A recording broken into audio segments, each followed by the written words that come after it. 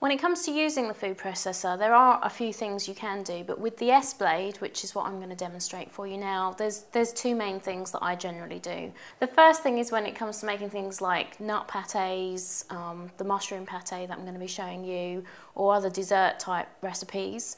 I'm also going to be showing you how to fast chop vegetables, because one of my favourite recipes to have on hand is the Trudy Wall coleslaw, which I make. So first of all, we're going to begin by showing you how we're going to be making the mushroom pâté and what it looks like when you've used the food processor to make that recipe. So let's go.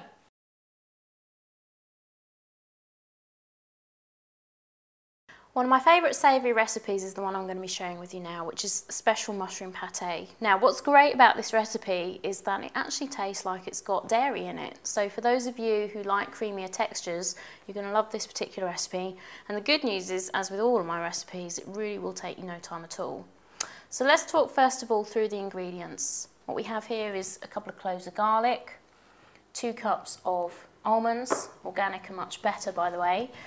We've got some namashoyu or tamari, whichever works best for you, whatever you have to hand.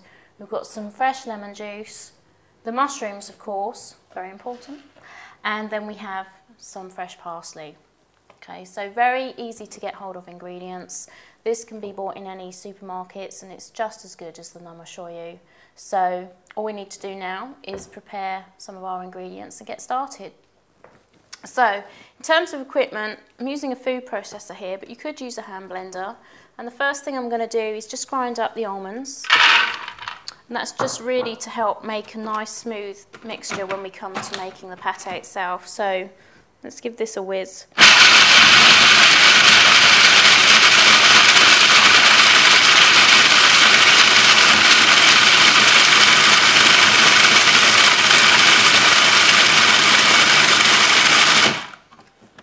Okay, so they're quite well broken down. They don't have to be completely broken down, but that will definitely help the recipe along. The next up is our mushrooms. Now, if you have a powerful food processor like the Cuisinart that I'm using, then you actually don't need to chop the mushrooms up at all. And when it comes to adding the namashoyu or the tamari, this is really a matter of personal preference. So, just going to add a little bit in to get going.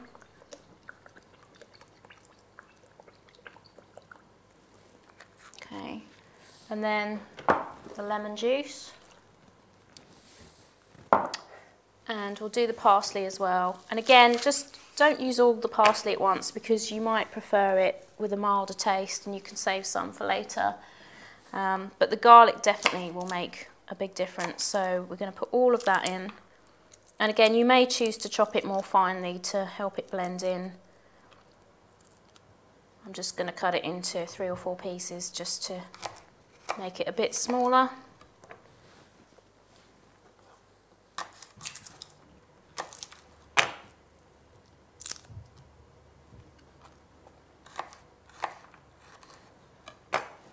Okay, there we go.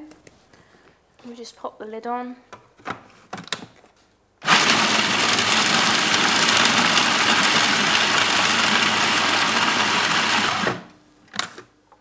Alright, so you want to just do a taste test and a texture test at this point, because sometimes it breaks down really quickly, other times not so much. It depends on the strength of your food processor. I'm just going to have a quick taste here. Wow, that is really amazing. I always forget how good it tastes, but I'm just going to break it down a tiny bit more. There's a few bits of nut in there.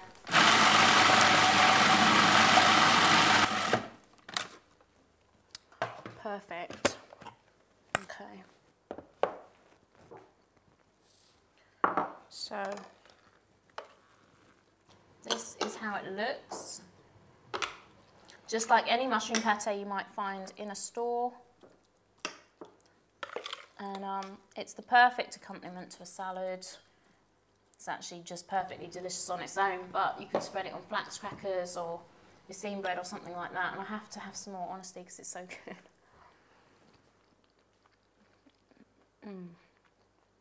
You're just going to love that. And the great thing is, it will keep in the fridge about 5 to 7 days. The lemon juice will preserve it. It will taste great the whole 5 days. that's if it lasts that long, honestly, because it is so superb. So just take you a few minutes to make, simple ingredients, and most of all, enjoy it. Great, so now we've showed you how to make the mushroom pate and you've seen how that looks. Now it's time to look at, with a nice clean food processor, how we're going to be chopping up the carrots. So obviously this can work for pretty much any hard fruit or vegetable, but as I mentioned earlier, coleslaw is really one of those classic staples that you want to be using. And one of the great things about the Cuisinart in particular is that you don't need to chop your vegetables up into very small pieces. Some food processors actually need a lot of chopping in order for the machine to be able to handle it, but this is very sufficient for a food processor of this power. Okay. So this is about all you really need in to make sure that you have enough coverage. We just pop the lid on, and if you take a look here, I'm going to be using the pulse button to get this fast chop effect. Okay.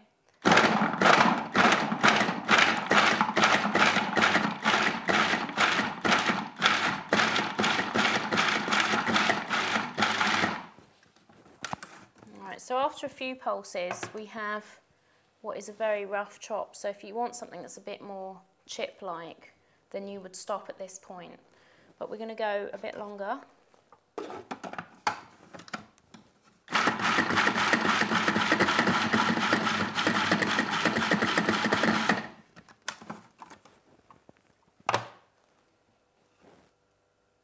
Okay, and then we have something much finer.